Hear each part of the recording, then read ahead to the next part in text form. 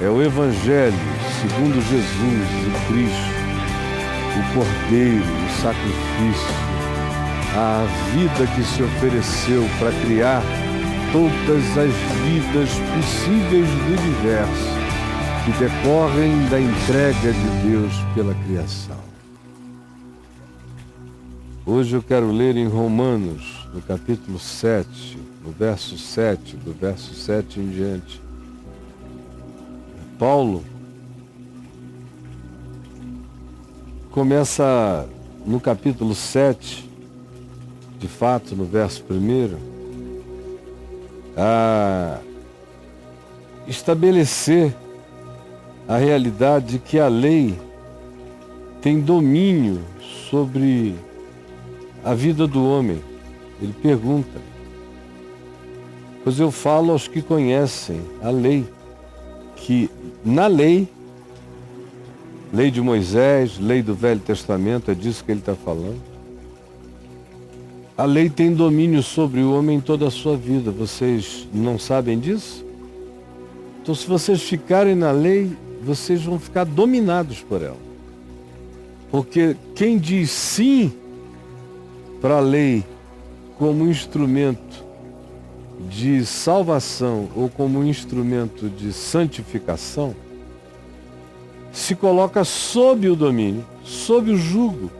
E aí, quem diz que obedece a um, se torna julgado por todos os demais mandamentos, porque na lei nós não podemos e não temos o direito de ser seletivos com o que obedecer.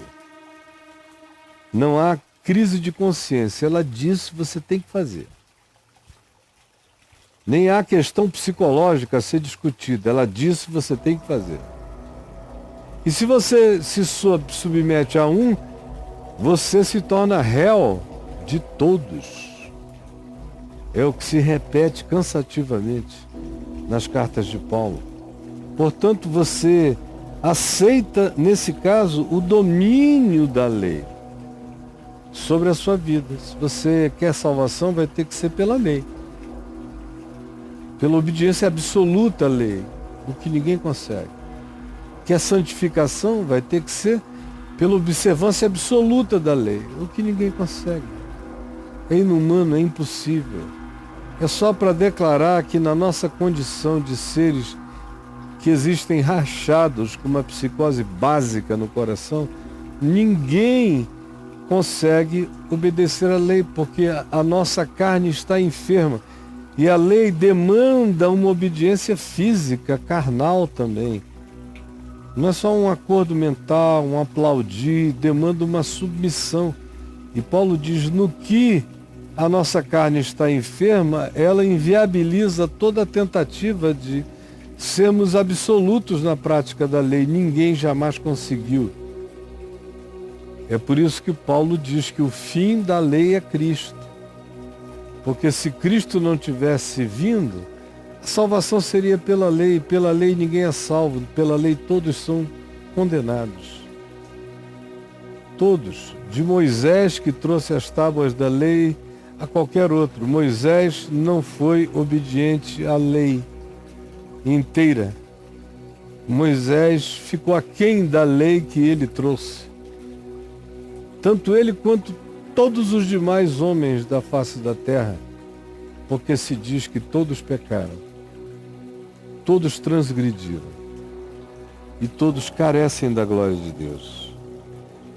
E Paulo, ao dizer isso, ele afirma no verso 2, usando um exemplo da lei, diz que a mulher casada está ligada pela lei, segundo a lei de Moisés, está ligada ao marido, enquanto ele vive. Mas se o marido morrer, a mulher fica desobrigada da lei e do compromisso conjugal. Isso é segundo a lei de Moisés. O domínio é até a morte. É a vida inteira. Quem está debaixo da lei de Moisés está debaixo desse julgamento. Quem diz sim para a lei como instrumento de salvação e de santificação, se colocou sob o domínio e sob a condenação da lei. E ela é inescapável. Todos caíram diante dela. E Paulo ilustra dizendo, é como o caso da mulher, que se casar com um homem, dizendo ambos sim à lei como santificadora, como salvadora daquela relação, a mulher vai estar obrigada. E nesse caso aqui eles dizem a mulher, porque o homem nem tanto. O homem podia pegar uma segunda mulher. Nesses dias de Paulo, até uma segunda mulher poderia ser aceita. Houve tempos passados onde, em havendo dinheiro, ele poderia pegar quem ele quisesse. Mas esse contexto é misógino e machista. Por isso é a mulher que serve de ilustração, porque ela é que está dominada pela lei ao homem. É uma lei que cria a escravidão da mulher ao homem. Por isso não pode ser uma lei de Cristo, porque em Cristo não há nem homem nem mulher, nem escravo nem liberto. Em Cristo tudo isso acaba. Portanto, se está falando daquilo que não é Cristo. Nesse ambiente do que não é Cristo, não é Evangelho, é lei, onde o ser humano fica apenas consciente da sua culpabilidade absoluta e da sua incapacidade de qualquer que seja a autojustificação diante de Deus, porque ele teria que se tornar um ser de obediência absoluta à lei e ninguém o consegue. Quem assim se compromete fica sob o domínio, precisando da aprovação da lei, que não chegará nunca, porque todos serão reprovados pela lei, como todos foram até o dia de hoje. De sorte que a mulher que, sendo casada sob a lei, será considerada adúltera se o marido ainda estiver vivo e ela se unir a um outro homem. Porém, se o marido morrer, então ela fica livre da lei e não será adúltera se contrair novas núpcias. Era lei. Assim, meus irmãos, também vós morrestes para a lei relativamente a Cristo. Não podia ser mais explícito, mais simples o argumento. Olha, se vocês ficarem sob a lei, Paulo diz, vocês estão debaixo de um domínio acachapante, esmagador, que conclui apenas com condenação de todos.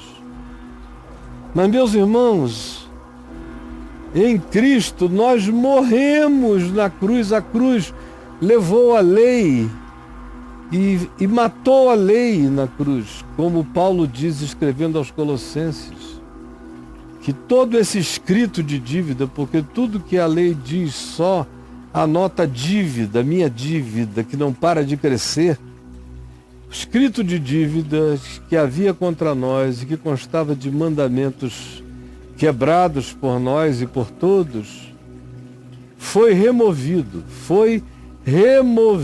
inteiramente e encravado na cruz. Paulo diz, escrevendo aos Colossenses no capítulo 2, foi removido inteiramente, encravado na cruz. E aqui aos Romanos ele diz, irmãos, também vós morrestes relativamente à lei em Cristo. Sim, morrestes por meio do corpo de Cristo, da morte de Cristo, para agora poderdes casar com outro. Jesus morreu, matou a lei para vocês agora poderem casar com outro, terem novas núpcias, sem serem adúlteros.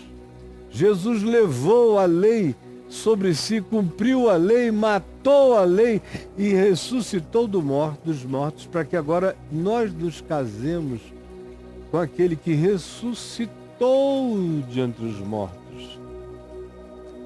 E vivamos agora não mais pela lei de Moisés, ou por nenhuma outra lei de autoexaltação, autojustificação, autossantificação, para que vivamos agora segundo a lei da ressurreição.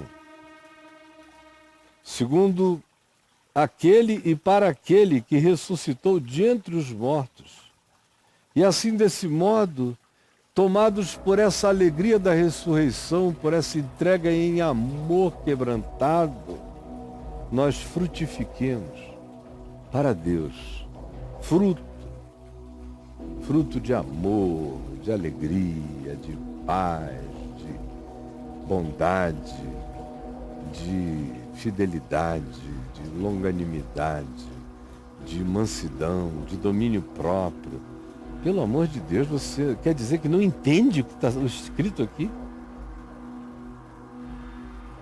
Porque quando nós vivíamos segundo a carne, e viver segundo a carne aqui, tanto é viver segundo a presunção de nos auto-salvarmos e auto-santificarmos pela suposta obediência à lei, que não salva, não justifica, não santifica ninguém, só coloca você na certeza da sua culpabilidade, só cria neurose angustiosa no ser.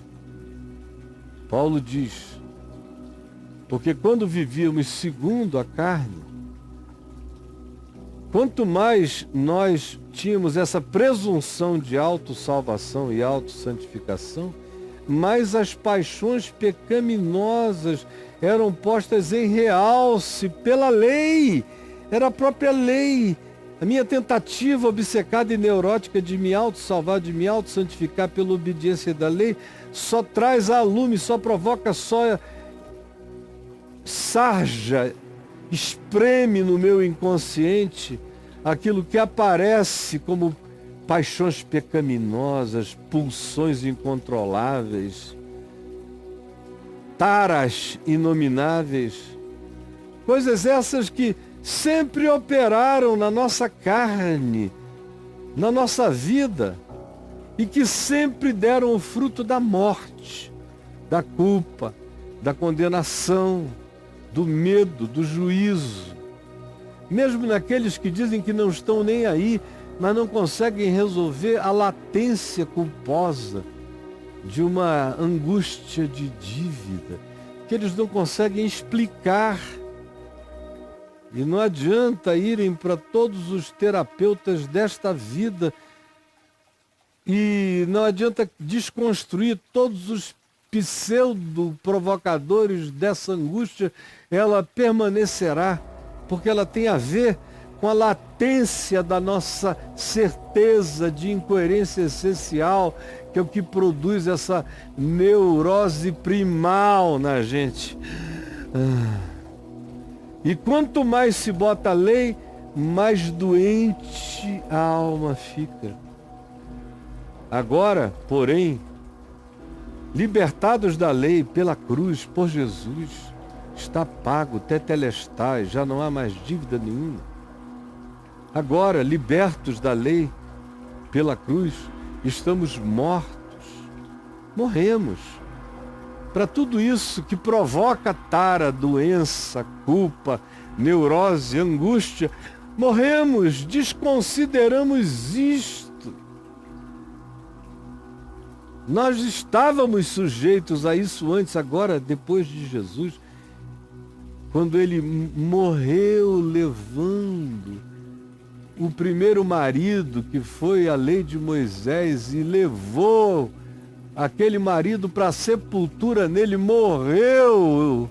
Aquele primeiro marido morreu em Cristo, e nós ressuscitamos para contrair novas núpcias, na graça e no amor de Deus. Por isso é que agora estamos libertos da lei, porque estamos mortos para aquilo a que antes estávamos sujeitos e escravizados, de modo que agora nós servimos a Deus no espírito da ressurreição.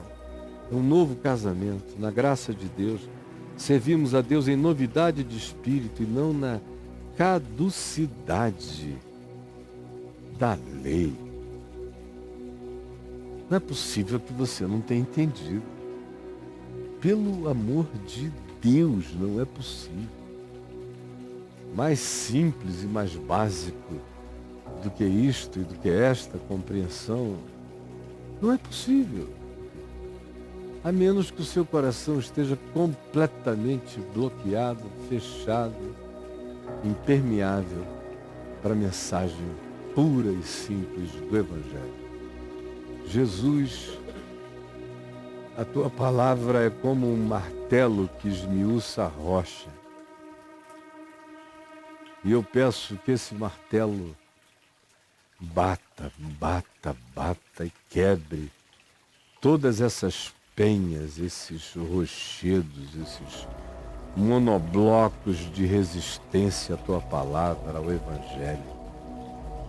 Que esse milagre, que é exclusivamente do Espírito Santo, aconteça agora. Milhares de pessoas entendam e, ao compreenderem, abram os olhos, e ao abrirem os olhos, vejam que não tinham vida, só tinham um inferno de condenação, que eles chamavam de existência, de minha crença ou de minha religião. Ajuda-os, de fato, a se converterem em novidade de vida, a essa segunda núpcia com Jesus, o noivo que ressuscitou da morte, para que nós casemos sem lei, agora apenas seguindo a lei do amor, da ressurreição. O fruto do Espírito, do amor de Deus no nosso coração. Permite que essas palavras quase infantis cheguem e encontrem agasalho do ser humano mais simples ao mais sofisticado. Tira o véu, abre o entendimento. É o que eu te imploro. Em nome de Jesus. Amém.